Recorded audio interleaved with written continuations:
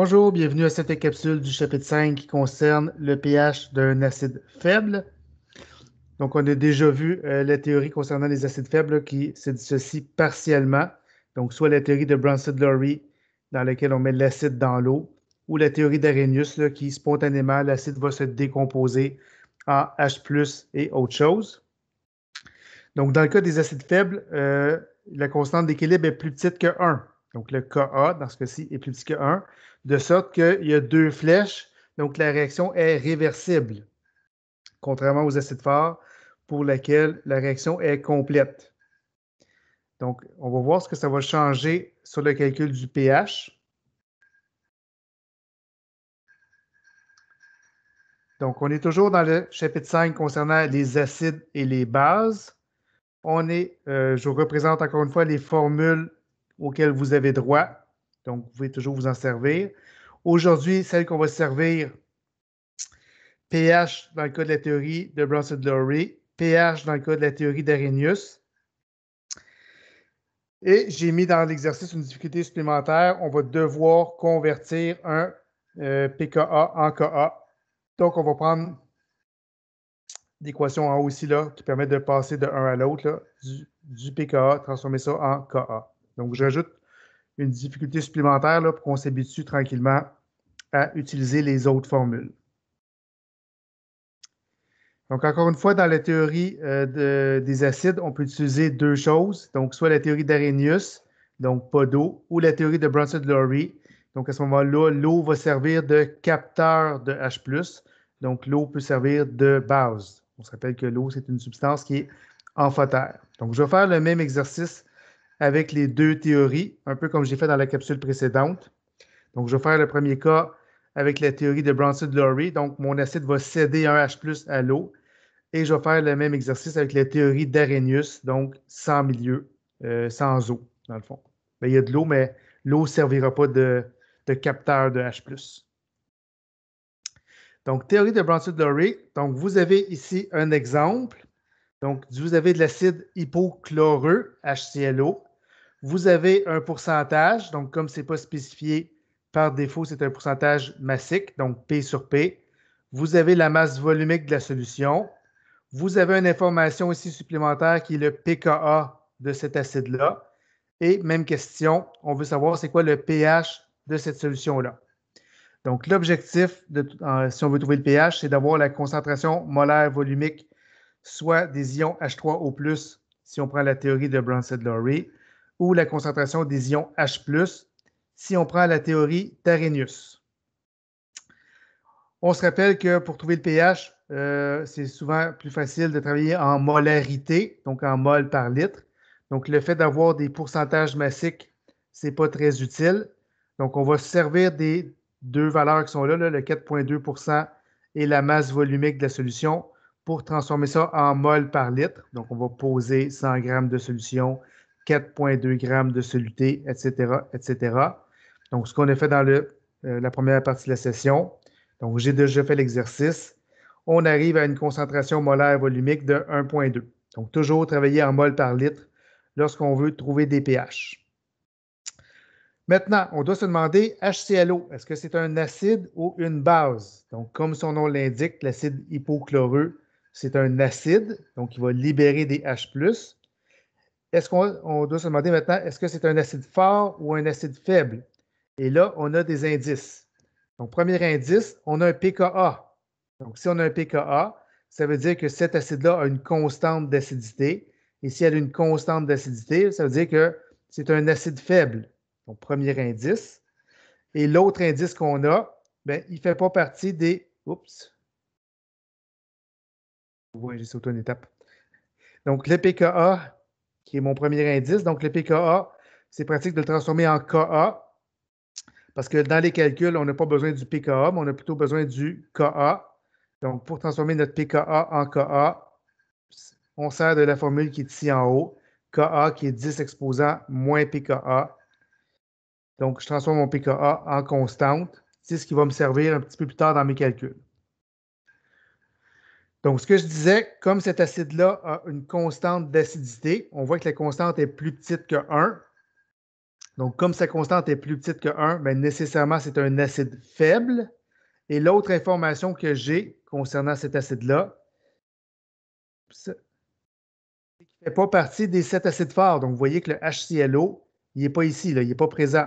Donc, l'acide qu'on a ici, c'est un acide faible. Donc, 2 indices, la constante plus petite que 1 et il ne fait pas partie des 7 que je dois connaître par cœur.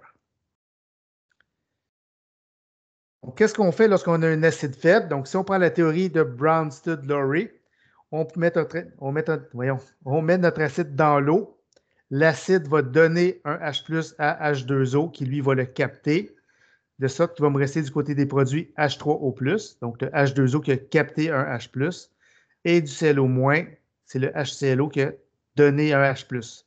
Comme il y a deux flèches, on voit que la réaction peut aller dans les deux sens. Le ClO peut capter un H+, pour revenir HClO. Pour l'instant, ça n'a pas d'importance. Donc, l'important, comme c'est un acide faible, on met deux flèches. Brown-Stud-Lowry, on rajoute de l'eau. L'acide cède un H+ à l'eau. On fait notre tableau IRE. Donc, initialement, du HClO, j'en ai 1,2. De l'eau, j'en ai en quantité industrielle, donc pas besoin de le mettre. L'ion oxonium, j'en ai pas. L'ion hypochlorite, j'en ai pas non plus. La différence avec l'acide fort, c'est que comme on a deux flèches, on va devoir travailler avec des variables parce que ce n'est pas l'ensemble du HClO qui va se transformer. Donc, comme on ne sait pas c'est quoi la quantité, on va travailler avec des variables. Mais avant de travailler avec des variables, on doit se demander, est-ce que ma réaction va aller vers la gauche ou elle va aller vers la droite? Le truc rapide, là, aussitôt que vous avez un 0, ça va aller vers le 0, mais on va quand même faire l'exercice comme si on ne le savait pas. Je vais juste tasser mon écran ici. Donc, on calcule le quotient réactionnel qui est produit sur réactif avec la ligne initiale, donc 0 fois 0 divisé par 1,2. Notre quotient donne 0. Notre constante est plus grande que 0, donc dans ce cas-ci, notre constante est de 3,98 fois 10 à la moins 8.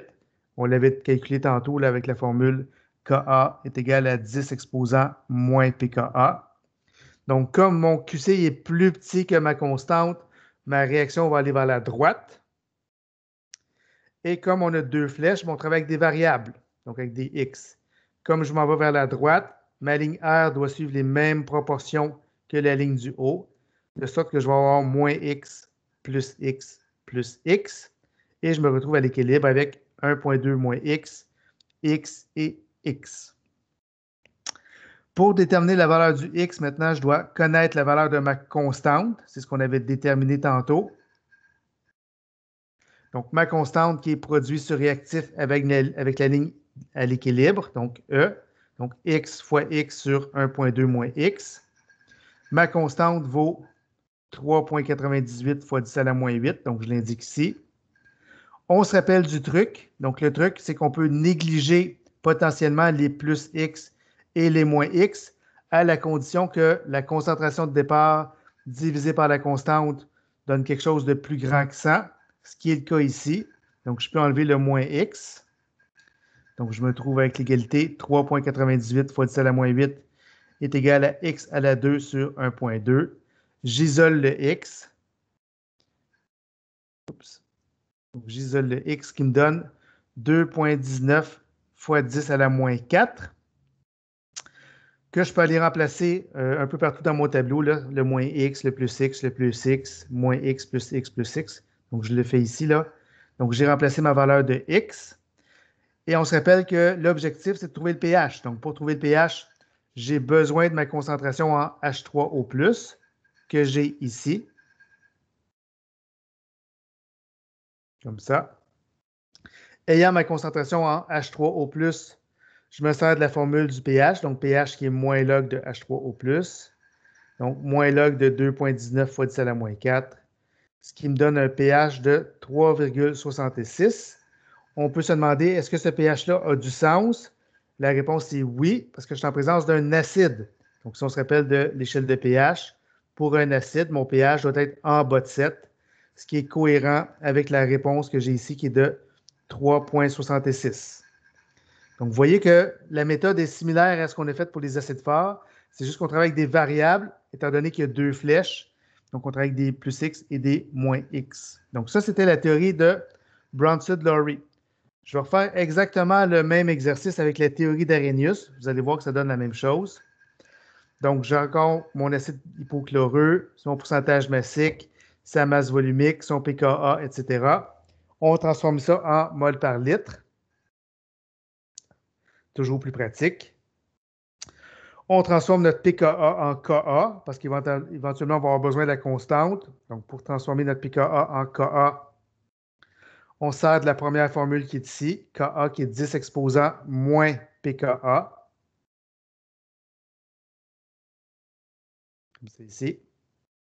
Donc, on fait 10 exposants moins 7,4, ce qui nous donne notre constante qui est 3,98 fois 10 à la moins 8. Donc, cette constante-là va nous servir. On se rappelle que le HClO, c'est un acide faible pour deux raisons. Ma constante qui est plus petite que 1 et il ne fait pas partie des 7 acides forts.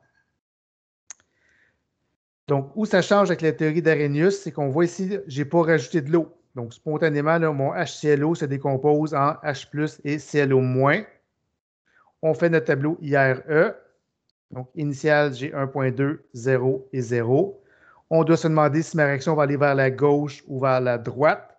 Comme mentionné, ça va toujours aller vers le 0 lorsque j'en ai. Mais on va quand même faire l'exercice. Donc, on trouve notre QC, notre quotient réactionnel qui donne 0. Mon quotient réactionnel est plus petit que ma constante parce que ma constante vaut 3,98 fois 10 à la moins 8. Donc, 0, c'est plus petit que 3,98 fois 10 à la moins 8. Donc, ma réaction va aller vers la droite. Comme j'ai deux flèches, je travaille avec des X. Donc, moins X plus X plus X. Donc, ma ligne R suit les mêmes proportions que ma réaction. Et à l'équilibre, je me retrouve avec 1,2X, 1,2 moins X, X et X. Pour déterminer la valeur du X, j'utilise ma constante Ka. Je connais sa valeur qui est 3,98 fois 10 à la moins 8. On utilise le truc, donc pour savoir si on peut négliger les termes en plus X et moins X. Donc, j'ai le moins X ici que je peux peut-être négliger en faisant 1,2 divisé par ma constante. Est-ce que c'est plus grand que ça? La réponse est oui. Donc, j'enlève le moins X. J'isole le X dans cette formule-là. Donne encore une fois 2,19 fois 10 à la moins 4, que je peux aller remplacer un peu partout dans mon tableau. Donc, moins X plus X plus X, X, X. Donc, on se retrouve avec ces valeurs-là. Évidemment, je pourrais toujours vérifier que je ne me suis pas trompé en faisant 2,19 fois 10 à moins 4 fois 2,19 fois 10 à moins 4 divisé par 1,2 moins 2,19 fois 10 à moins 4. Si je ne me suis pas trompé, je devrais obtenir ma constante d'équilibre. Une fois que ça c'est fait, l'objectif étant toujours de trouver le pH, j'ai ma concentration en H+. Je vais plugger dans ma formule du pH pour la théorie d'Arrhenius, qui est ici. Donc, moins log de H+ donne moins log de 2,19 fois 10 à la moins 4. Donc, un pH de 3,66, ce qui est cohérent avec mon échelle de pH. Étant donné que j'ai une solution qui est acide, mon pH doit être en bas de 7. Donc, c'est la façon de faire pour les acides faibles. Donc, on travaille avec la constante d'acidité, on travaille avec des variables et on isole et on plug ça dans notre formule. Donc, on se retrouve dans les prochaines capsules maintenant avec le pH des bases.